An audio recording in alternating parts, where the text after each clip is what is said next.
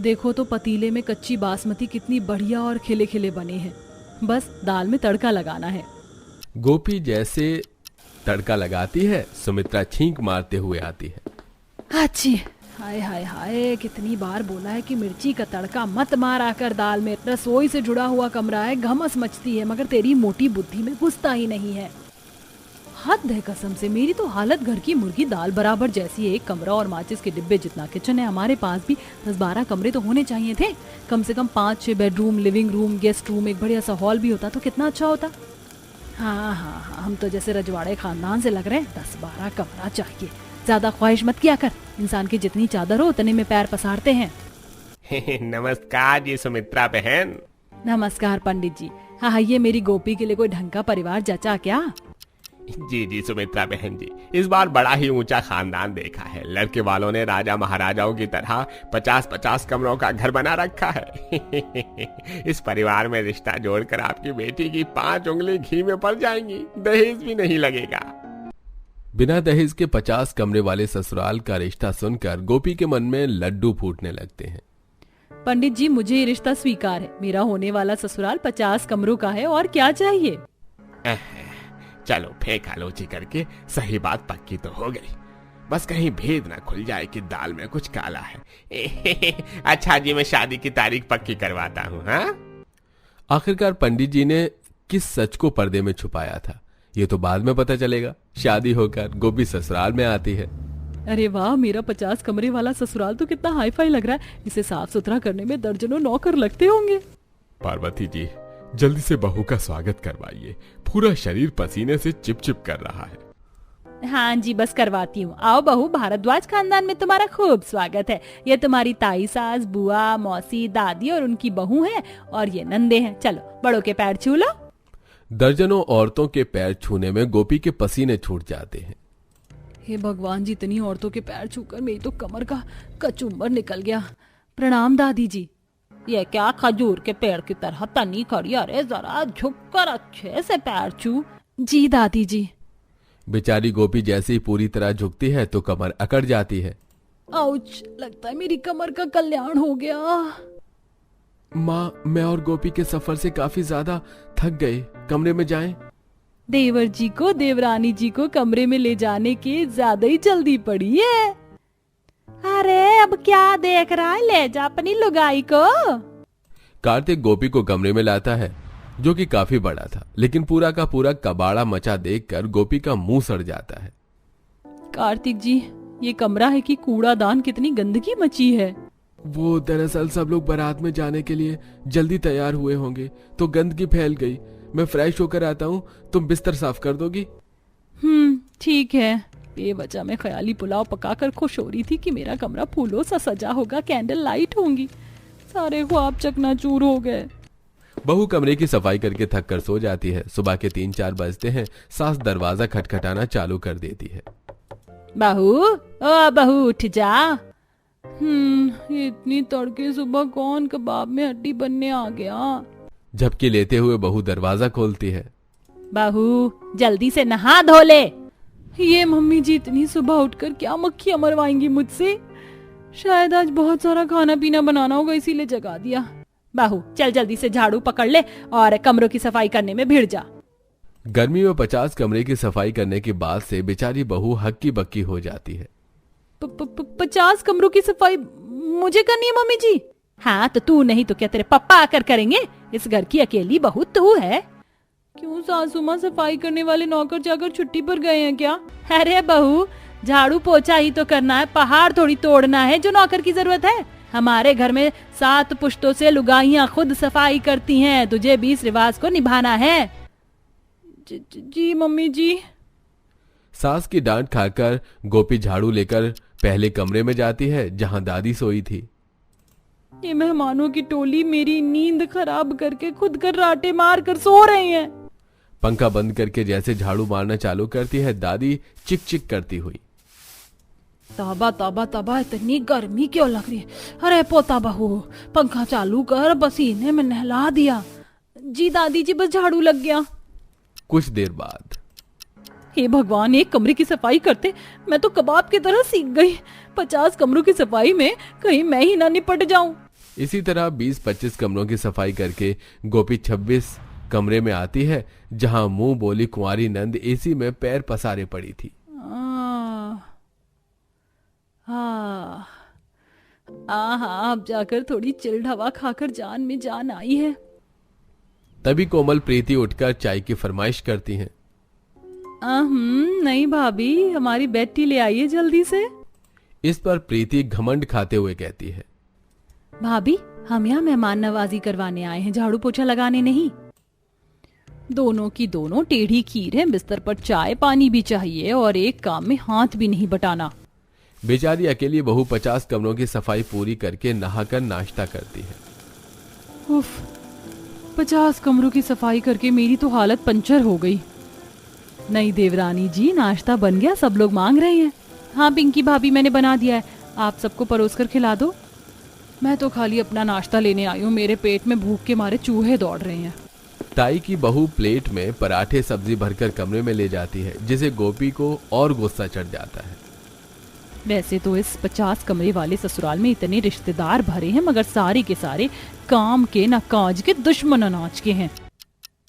अरे बहू, आज की तारीख में तुम्हारी बीरबल की खिचड़ी बनेगी भी या नहीं? बस लाई मंगला मौसी जी। सारे रिश्तेदारों को अलग अलग कमरों में नाश्ता करवाने में अकेली बहू को काफी दिक्कत परेशानी होती है। अरे बहू, जरा 7-8 पराठे और पनीर की भुर्जी दे आओ। जी लाई फूफा जी। भैंस की आंख खा खा कर तो फटे ढोल की तरह थुलथुला सा पेट निकाल कर रखा है, लेकिन सब्र नहीं है। गोपी पहली मंजिल के सारे कमरे छान मारती है, मगर बुआ फूफा नहीं मिलते। हे भगवान, ये 50 कमरों का ससुराल तो जंतर मंतर है, बार बार कमरे भटक जा रही हूँ। बहू जब तक बुआ फूफा के कमरे में पहुंचती है, खाना ठंडा हो जाता है। अरे धत तेरे की, इतने ठंडे से पराठे खिला रही है बहू। ऐसे करते हैं क्या? मेहमान का आदर भाव, गरम करके लेके आओ। जी अच्छा, क्या बसूड़ी बाजी है, खाना भी कमरे में बिस्तर पर बैठकर ठूसना है और थोड़ा ठंडे पराठे भी ठूसे नहीं जा रहे।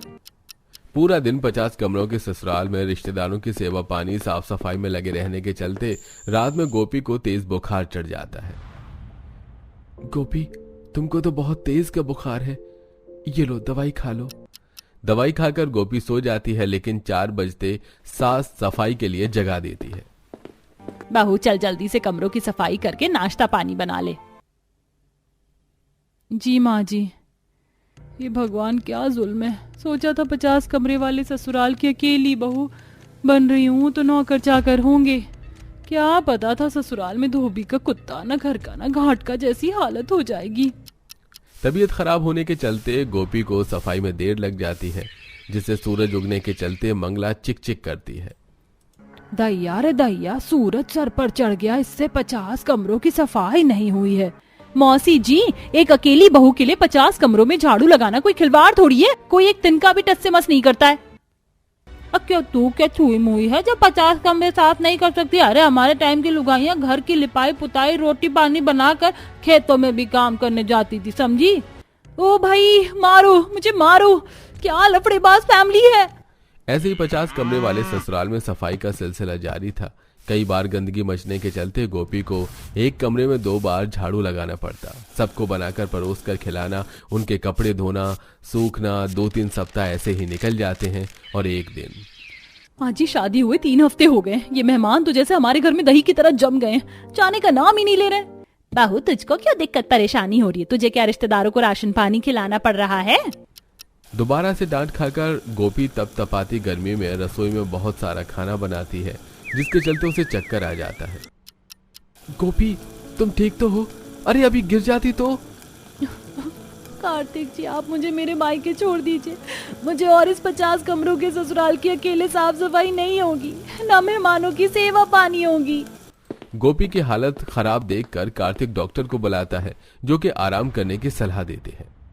देखिए, जितना ज्यादा हो सके ना ठंडक में रखिए और गर्मी में काम मत करने दीजिए, तभी ठीक रहेगा। अच्छा, मैं चलता हूँ। भाई, मेरे कमरे में तो बिल्कुल कूड़ा मचा हुआ, सफाई कौन करेगा? और मुझे तो भूख लगी है, खाना कौन बनाएगा? आप सब लोग इतनी सारी लेडीज हैं, मिलजुल कर कुछ लोग सफाई कर लीजिए और कुछ लोग खाना बना लीजिए। मौसी ताई और नंदे मिलकर गर्मियों में 50 कमरों की सफाई में लगती हैं। 24 कमरों में झाड़ू लगाते थकान के चलते रायते की तरह फैल जाती हैं। हाय, 2 कमरों की सफाई करके मैं तो टाइम टाइम पे सो गई। मम्मी, अपने घर चलते हैं। हाँ जी, दोपहर की ट्रेन से निकल पड़ते हैं। एक एक करके सारे मेहमान घर से खिसक जाते हैं। वहीं पूरे कमरे की सफाई पार्वती अकेले करती है, जिसे उसे एहसास होता है, और अब 2-4 कमरे को छोड़कर बाकी कमरों में ताला लगा देती है। बहू, अब तुझे रोज रोज 50 कमरों की सफाई करने की जरूरत नहीं है। हफ्ते या 2 हफ्ते में हम दोनों सास बहू मिलकर एक दिन कमरों की सफाई कर देंगे, ठीक है? अब गोपी अपने ससुराल में खुशी खुशी रहने लगती है। माँ सपना, बहुत कर ली मैंने मजदूरी। देखो, मैंने पैसे जोड़कर गन्ने का जूस निकालने वाली मशीन खरीद ली है। अरे भगवान करे अब बस तेरा गन्ने का जूस बेचना शुरू हो जाए। विनोद के पास थोड़ी सी जमीन थी जिस पर वह गन्ने की खेती करता था, और अंकित मेहनत मजदूरी करता था, क्योंकि इस बार उनकी गन्ने की फसल अच्छी हुई थी। इसीलिए अंकित अपनी सारी सेविंग्स जोड़कर मशीन लेकर आता है और अगले ही दिन स्कूल के पास एक छोटी सी जमीन किराए पर लेकर घर जा रहा होता है। तभी गर्मी और धूप की वजह से उसे चक्कर आते हैं और उसका एक्सीडेंट हो जाता है, और इस एक्सीडेंट में उसके दोनों हाथ खराब हो जाते हैं, जिसके बाद पूरे परिवार की जिम्मेदारी विनोद पर आ जाती है, और गर्मी की वजह से अक्सर विनोद की तबीयत खराब रहने लगती है। माँ जी, 10 दिन हो गए हैं, पापा जी अकेले कैसे घर संभालेंगे? बहू, तेरे ससुर की चिंता तो मुझे भी हो रही है। कल रात से उन्हें बुखार है और फिर भी आज वो खेत गए हैं गन्ने की कटाई कर उन्हें बेचने। अंकित के एक्सीडेंट के बाद पूरा परिवार परेशान रहने लगा था। ऐसे ही एक दिन धूप और गर्मी से परेशान राजू घर आता है और गन्ने का जूस पीने की जिद करता है। माँ, स्कूल के बाद सभी बच्चे कुछ ना कुछ खाते पीते हैं, मेरा भी दिल कर रहा है कि मैं भी गन्ने का जूस पीऊं। आपने कहा था पापा गन्ने का जूस बेचेंगे तो आप मुझे रोज पिलाओगे, पर पापा की तो तबीयत खराब है और दादाजी अपने खेत में ही रहते हैं। राजू, दिखाई नहीं देता माँ गर्भवती है? ऐसे में उन्हें और परेशान मत कर, वैसे ही हम सब काफी परेशान हैं। जब से पापा का एक्सीडेंट हुआ तब से आप सब बस मुझे डांटते ही रहते हो। आप सब बुरे हो, कोई मुझे गन्ने का जूस पिलाना नहीं चाहता। माँ, राजू अभी छोटा है, उसे डांटने का कोई फायदा नहीं। राजू, चल मैं तुझे गन्ने का जूस पिला कर लाती हूँ। पर काजल, तुम्हारे पास सिर्फ 100 रुपए हैं, वो भी किराए के। कोई बात नहीं भाभी, 10 रुपए से कुछ नहीं होगा। इतना बोलकर काजल राजू को बाहर गन्ने का जूस पिला कर लाती है। ऐसे ही एक दिन। आशा, आज खेत जाने की हिम्मत नहीं हो रही, पूरा शरीर टूट रहा है। दादू, आप खेती छोड़ दो, मैं स्कूल के बाहर गन्ना बेचना शुरू कर दो। मैं स्कूल के बाहर कुछ भी बेचो, बच्चों की भीड़ जमा हो जाती है। माँ, पापा जी की बस की अब और काम करना नहीं है। 15 दिन हो गए हमारी मशीन स्कूल के बाहर खड़ी है। वो मशीन खराब हो, इससे अच्छा है मैं गन्ने का जूस बेचना शुरू कर दूं। तुम्हारा दिमाग खराब है सपना? गन्ने का जूस निकालना हर किसी के बस की बात नहीं, और तुम गर्भवती हो। बहू सही कह रही है, किसी को तो घर में काम करना ही पड़ेगा। बहू, मैं तेरे साथ हूँ।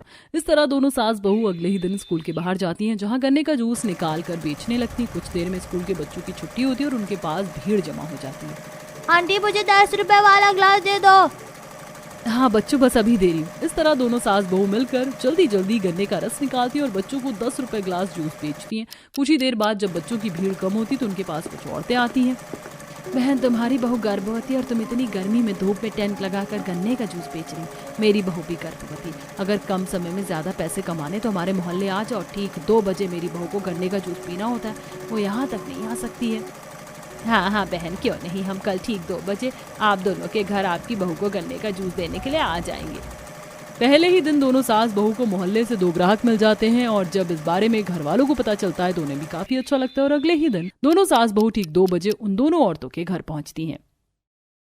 ये लो बहन, आपका गन्ने का जूस। अम्मा, जूस तो बहुत अच्छा बनाया है तुमने। आशा और सपना शीतल को गन्ने का जूस देकर पूजा के घर जाती हैं, जिसके बाद जब वो दोनों दोबारा मोहल्ले से अपने घर के लिए जाने लगते हैं तो रास्ते में 2 और औरतें जाकर उसे रोक लेती हैं। तुम गन्ने का जूस देने आई थी, मेरी बहू भी गर्भवती, उसे भी गन्ने के जूस की जरूरत है। इस वक्त मेरी बहू को भी गन्ने के जूस देने आ सकती हो? हाँ हाँ आंटी जी, क्यों नहीं। मोहल्ले से निकलती सपना और आशा को एक और ऑर्डर मिल जाता है और वो दोनों काफी खुश होती हैं। अगले दिन दोनों सास बहू ठीक 2 बजे गन्ने का जूस देने के लिए पहुंच जाती हैं, पर जब तक वह उन चारों तक गन्ने का जूस पहुंचाती हैं, जूस गर्म हो जाता है। आज मजा नहीं आया, गन्ने का जूस ठंडा ही अच्छा लगता है, तो गर्म हो गया। गर्मी ज्यादा है ना, इसलिए गर्म हो गया। कल से हम बर्फ लेकर आएंगे, पर आपको शिकायत का मौका नहीं देंगे। अरे बहन जरा रुको, तुम यहाँ मोहल्ले पर घर घर जाकर गर्भवती औरतों को गन्ने का जूस दे रही हो। मेरे सास ससुर बीमार है, उन्हें भी गन्ने के जूस की जरूरत है। गर्मी भी ज्यादा होगी, मेरे घर भी क्या तुम इसी वक्त गन्ने का जूस देने आ सकते हो ठीक 2 बजे। इसमें भी कोई कहने वाली बात है बहन, हमारा तो काम ही यही है, क्यों नहीं आएंगे। इस तरह जब दोनों सास बहू मोहल्ले में गन्ने का जूस देने जाती। मोहल्ले का कोई ना कोई नया व्यक्ति आकर उन्हें भी अपने घर जूस देने का ऑर्डर दे देता और देखते ही देखते कुछ ही दिनों में मोहल्ले के आधे से ज्यादा घर में दोनों सास बहू जूस देने का काम शुरू कर देती, जिस वजह से कुछ को लेट गन्ने का जूस देती है। बहन, मैंने तुम्हें 2 बजे बोला था, 3 बज गए। माफ करना बहन, इस मोहल्ले में बहुत सारे घर हैं और कम से कम 10 घर गन्ने का जूस देना पड़ता है। हाँ तो फिर अपना जग छोड़कर बड़ा सा थर्मस ले लो ना। हाथ में बहू के बर्फ और गन्ने का जूस लेकर घूमती हो, थर्मस ले लोगी तब बर्फ की जरूरत नहीं पड़ेगी और एक बार में ज्यादा से ज्यादा घर में जूस पहुंचा पाओगी। शोभा का आइडिया दोनों सास बहू को काफी पसंद आता और दोनों सास बहू घर जाती है। माँ भाभी, आप दोनों बहुत थक गई होंगी ना, खाना खा लीजिए। तुम दोनों सास बहू कितनी मेहनत कर रही हो। बहू, मुझे तुम्हारे लिए बुरा लगता है, तुम ऐसी हालत में भी काम कर रही हो। पापा जी, आप मेरी फिक्र मत कीजिए, आज मेहनत करेंगे तभी तो आने वाले टाइम में हम लोग अच्छे से जी पाएंगे। चलिए माँ जी, शाम हो गई, थर्मस लेकर आते हैं। कुछ देर आराम करके दोनों सास बहू मार्केट जाती है और वहां से 2 बड़े बड़े थर्मस लेकर आती हैं और अगले दिन थर्मस में ठंडा ठंडा गन्ने का जूस निकालकर मोहल्ले में देने जाती है। आ जाइयो तुम सही समय पर, जूस भी ठंडा है तुम्हारा। अब जल्दी से जूस पी के ग्लास दे दीजिए, दूसरे घर में भी जाना है। अगर दोनों सास बहू एक साथ जूस देती रहोगी ना तो लेट ही हो जाओगी। दोनों अलग अलग जूस बेचो और मैं तो कहती हूँ जिसका जूस पहले खत्म होता है वो पहले जाकर जूस निकाले ताकि तुम्हारा समय बचे।